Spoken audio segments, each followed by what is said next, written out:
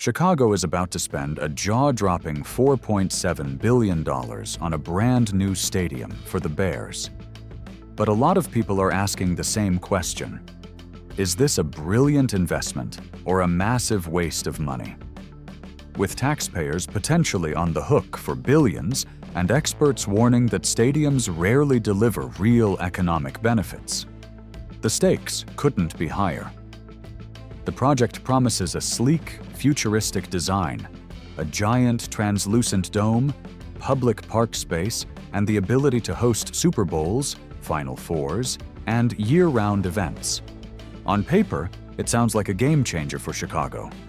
But when you dig a little deeper, the financial risks start piling up. And not everyone's buying the hype.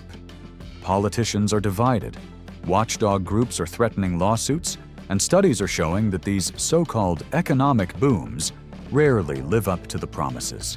Today, we're breaking down exactly what's being planned, why it's so controversial, and whether Chicago is setting itself up for a major win or an expensive disaster.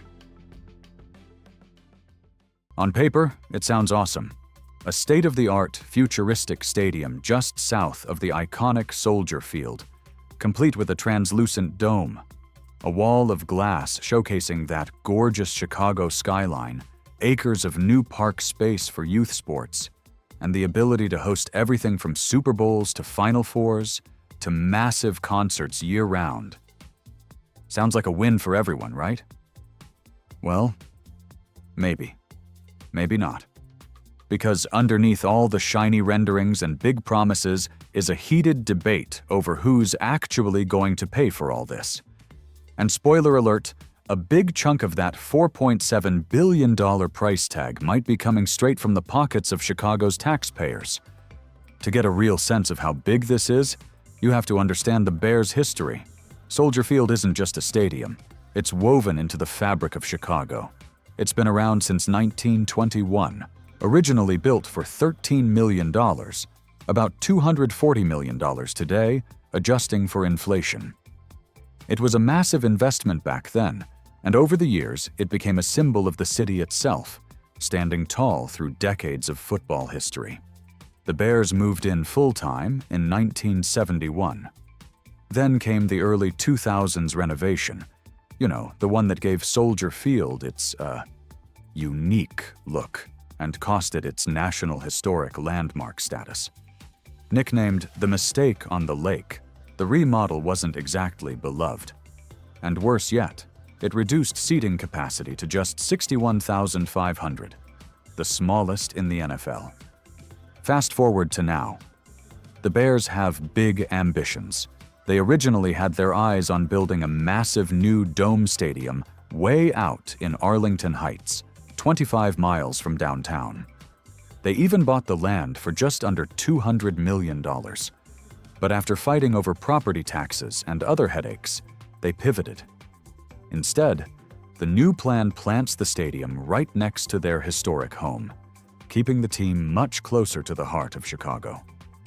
The design? Fixed, translucent dome, no retractable roof, because adding one would cost a couple $100 million extra. Think natural light, skyline views, and a cutting-edge atmosphere. The Bears promise it'll be a true year-round destination, with public park space, athletic fields, and a revamped traffic plan to handle the crowds. Sounds great, but here's where it gets messy. The Bears are projecting $3.2 billion for the stadium itself, and they say they'll cover about 72% of that. They're putting up private financing, plus a $300 million loan from the NFL. But the remaining 28%, roughly $900 million, would come from public funding via 40-year bonds. And that's just for the stadium itself, not all the extras. Add in infrastructure costs, roads, utilities, parking solutions, and that price tag climbs by another $1.5 billion, which, surprise, would likely also lean heavily on taxpayer dollars. All told, public contributions could hit $2.4 billion. And if that number sounds scary, it's because it would be the biggest public subsidy for a stadium in U.S. history, by a landslide. That's not something you just brush off. It's a massive deal. Naturally, people have questions. Big ones. Mayor Brandon Johnson is fully on board, pushing hard for the project. He sees it as a potential centerpiece for Chicago's economic future. But Illinois Governor J.B. Pritzker? Not so much. He's throwing up major red flags, especially after seeing Kansas City voters resoundingly reject a tax hike for their stadiums earlier this year. Pritzker says he needs to see real, tangible benefits for Illinois taxpayers, not just flashy promises, because historically, the numbers haven't backed up those big claims. Studies going back decades show that new stadiums almost never deliver the economic booms they promise. They create a few temporary jobs, yes, but long-term gains? Not so much. Economist Victor Matheson summed it up best in a 2018 essay. Fiscal reports from sports franchises are often riddled with significant theoretical flaws, sometimes flat-out falsehoods. And a review of over 130 studies from 1974 to 2022 confirms it. Stadiums usually bring minimal economic benefit to their communities. The harsh truth is, taxpayers often end up footing the bill while the team owners, and a few connected interests, rake in the profits. That's why groups like Friends of the Parks are lining up against the Bears' plan. They've already threatened lawsuits, and if history is any guide, this could get ugly fast. Now, to be fair to the Bears, there are a few things working in their favor. For one, the stadium would technically be publicly owned, not directly controlled by the team. That adds a layer of oversight and gives the city some stake in the project, which could help with transparency and accountability. Also, Bears president Kevin Warren says they're exploring private equity options to reduce the burden on taxpayers. If they can meaningfully lower the public contribution, this project has a much better shot of getting the green light.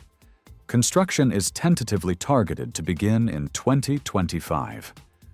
But between political battles, lawsuits, and funding challenges, there's a long road ahead before any shovels hit the ground. Every step from here on out will be closely watched, and any misstep could blow up the entire deal. So, what do you think? Should Chicago gamble billions on a shiny new stadium? Is it worth the risk for a potential long-term gain? Or are we setting ourselves up for another classic case of overpromising and under-delivering? Drop your thoughts in the comments. I'd love to hear what you think about this one.